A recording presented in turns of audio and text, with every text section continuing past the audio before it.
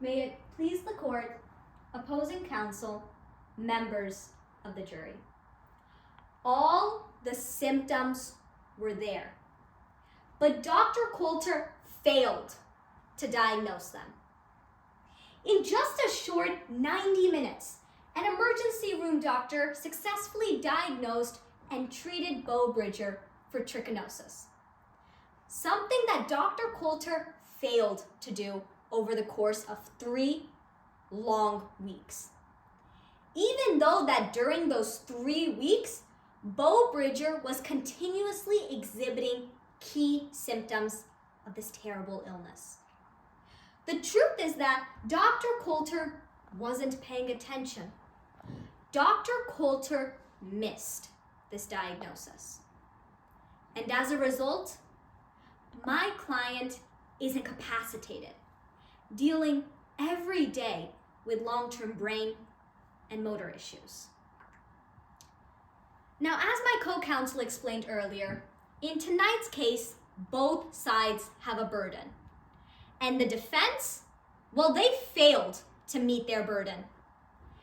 Tonight, you heard that they knew Beau Bridger was eating raw meat. In fact, you heard the nurse practitioner, Danny Boone, testify to Beau herself raising the topics of raw meat during one of her office visits. You heard testimony regarding an email sent by Beau Bridger's father to Dr. Coulter's office, specifically stating that he believed his daughter was eating raw meat.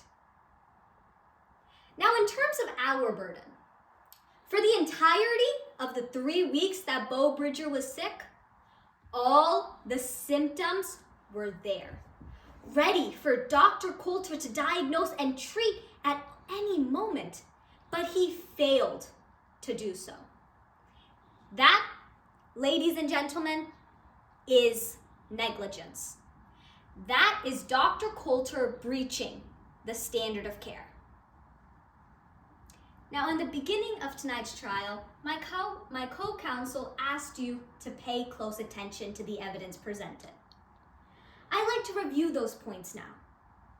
Tonight, you heard from Jamie Bridger, Beau Bridger's father, who testified to the 3 long weeks of his daughter's illness, the multiple incorrect treatments, and the key symptoms of trichinosis that were there. The intense muscle pain, the swelling of the face and the eyes, and the high fever. He also testified to sending an email specifically stating that Beau Bridger was eating raw meat. Mary Lewis, an office manager.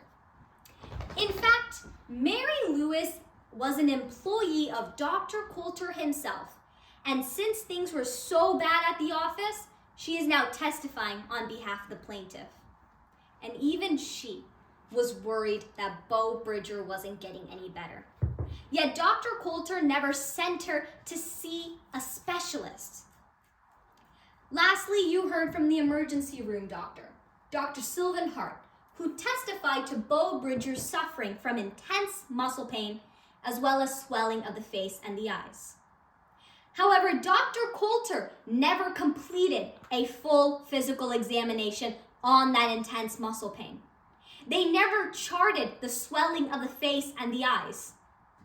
Dr. Hart also testified to Beau Bridger taking prednisone, which is a medication known to suppress fevers.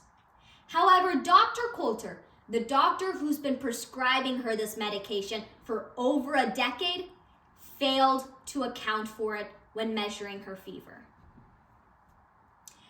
Now, the defense just came before you, and they told you what's missing matters, but the thing that's missing tonight is Dr. Coulter missing the diagnosis despite the symptoms being there. The symptoms were clearly presented in Beau, however, he still failed to diagnose her. My client, Beau Bridger, is incapacitated due to the negligence of Dr. Coulter. Which is why, as you go into the jury room to deliberate, we ask that you keep Beau Bridger at the forefront of your minds.